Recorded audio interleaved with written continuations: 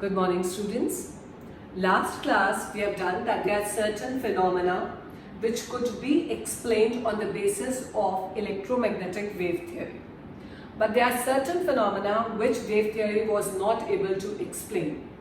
The first phenomena we are doing, which the wave theory was not able to explain, that is photoelectric effect.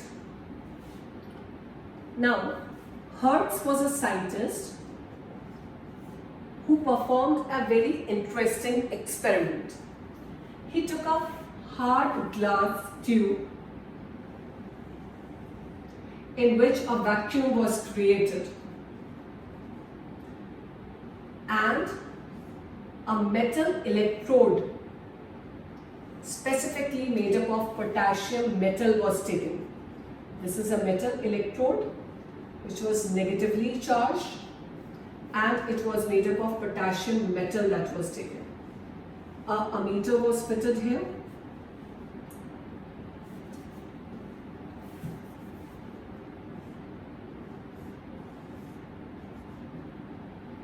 And at this end there was a detector. This is a detector which will count the number of electrons and their kinetic energy.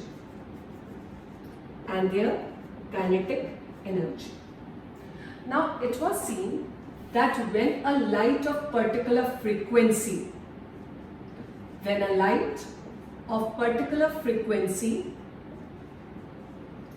was made to fall on this potassium metal, then electrons were ejected from its surface. The circuit completed and the ammeter showed the current. Then we came to know that the electrons were flowing from potassium to this detector. This phenomena is called as photoelectric effect. What is photoelectric effect? Emission of electrons from the surface of certain metals when a light of particular frequency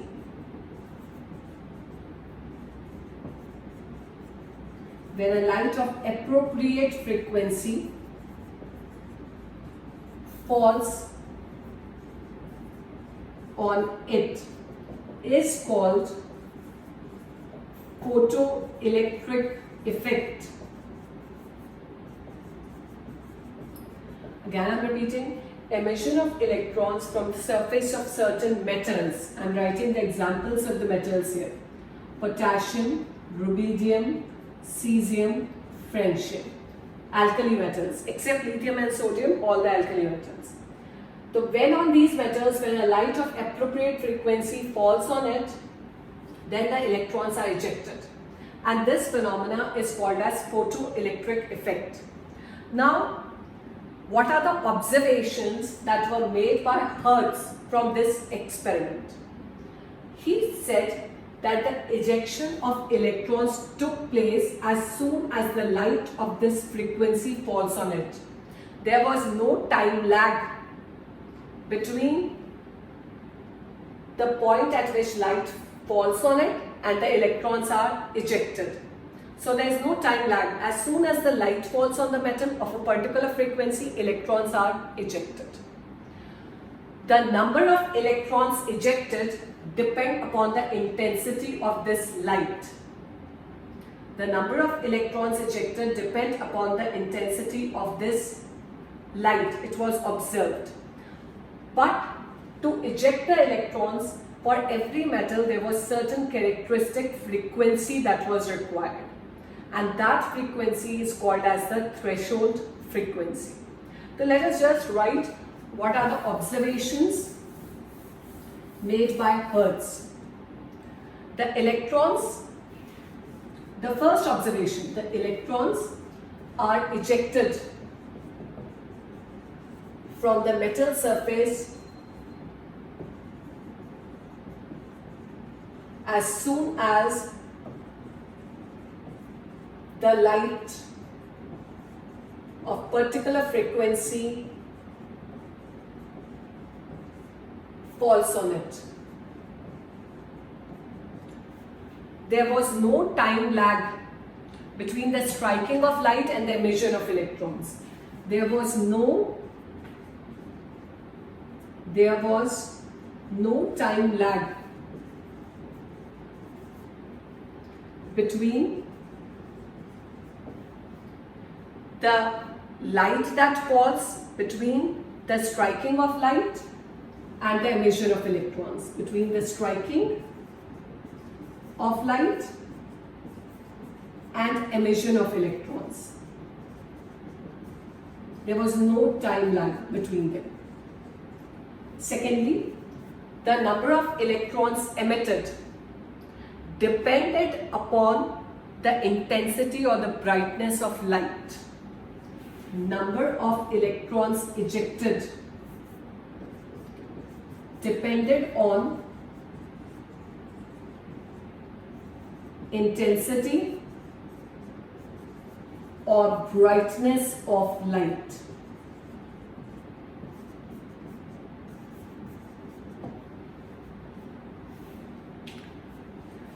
Third, he observed that for every metal,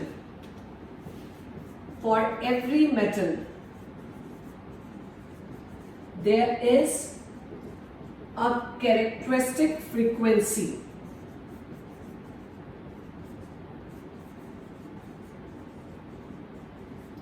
which is required to eject the electron.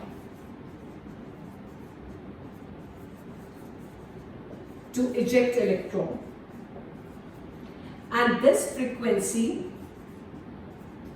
was called threshold frequency. Threshold frequency.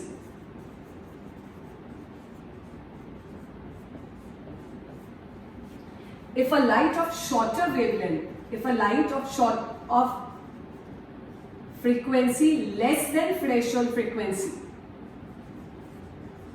less than mu naught, strikes the metal, no electron is ejected. No electron is ejected. Just we will take the example that this is potassium metal, and on the basis of which we will explain this. So I am taking the example for potassium metal,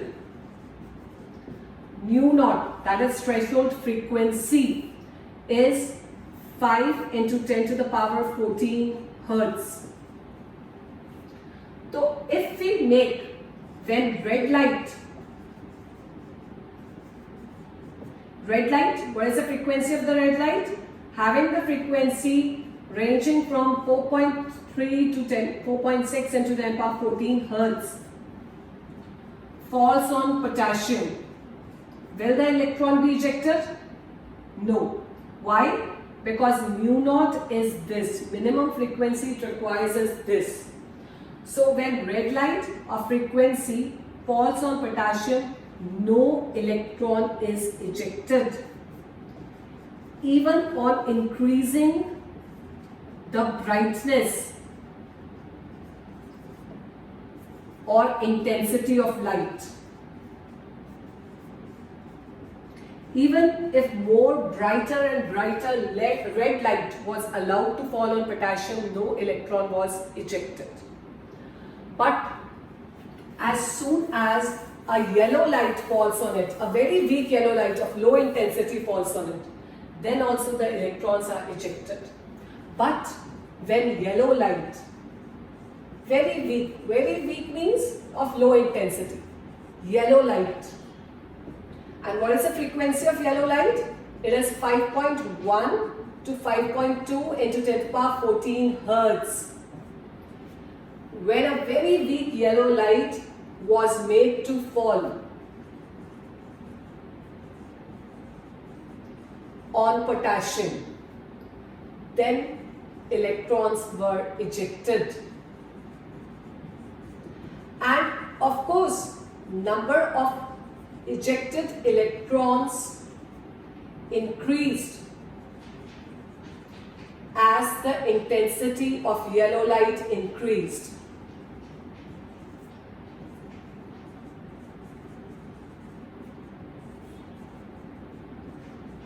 So why the electrons were ejected with a yellow light? Because we know that for potassium metal, the threshold frequency is 5.0 into 10 to the power 14 Hertz. And if a light of higher frequency than this falls on potassium metal, electrons will be ejected. In fact, we know that all these colors, green, blue, indigo, violet, will have a frequency greater than mu naught. So if any of these fall on potassium metal, electron will be ejected. Now this phenomena could not be explained by electromagnetic wave theory, or you can say the classical theory of physics. Why? Because according to electromagnetic wave theory,